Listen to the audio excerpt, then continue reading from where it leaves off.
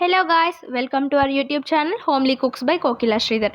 இன்றைக்கி நம்ம சேனலில் ரொம்ப யம்மியான மஷ்ரூம் பிரியாணி எப்படி பண்ணுறதுன்னு பார்க்கலாம். வாங்க இப்போ நம்ம வீடியோக்குள்ளே போகலாம். 1/2 kg மஷ்ரூமை கழுவிட்டு கட் பண்ணி எடுத்திருக்கேன். நறுக்கின வெங்காயம், தக்காளி, பச்சை மிளகாய், புதினா, பிரியாணி இலை, ஏலக்காய், பட்டை, லவங்கம், சோம்பு, நெய், கஸ்தூரி மேத்தி, காரத்துக்கு ஏற்ற மிளகாய்த்தூள், 1/2 டீஸ்பூன் கரம் மசாலா, 1/4 டீஸ்பூன் மஞ்சத்தூள், இஞ்சி பூண்டு பேஸ்ட். இன்றைக்கி நம்ம குக்கரில் தான் செய்ய போகிறோம். இப்போது குக்கரில் கொஞ்சமாக எண்ணெய், நெய் சேர்த்துக்கலாம். இதில் இப்போது நம்ம எடுத்து வச்ச பிரியாணி இலை, ஏலக்காய், பட்டை, லவங்கம், சோம்பு, பச்சை மிளகாய் சேர்த்துக்கலாம். அதோட நம்ம நறுக்கு வச்ச வெங்காயமும் சேர்த்துக்கிட்டு நல்லா வதக்கிக்கலாம்.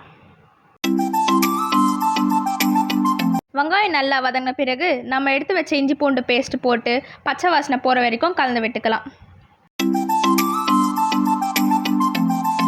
இப்போ நறுக்கி வச்ச தக்காளியை சேர்த்துக்கிட்டு நல்லா வதக்கிக்கலாம்.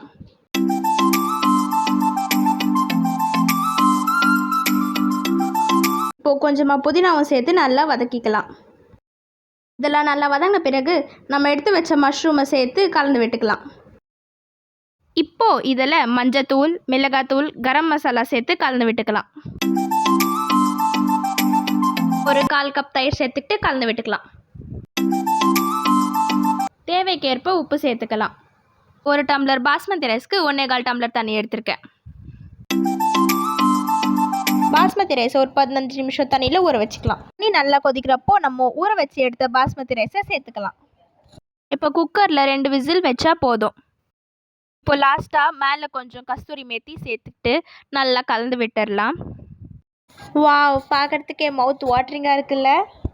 அவ்வளோதான், யம்மியான மஷ்ரூம் பிரியாணி ரெடி. உங்களுக்கு இன்னும் இது மாதிரி யம்மியான ரெசிபீஸ் வேணும்னா do like, share and subscribe to homely cooks by Kokila Sridhar. Thank you for வாட்சிங்.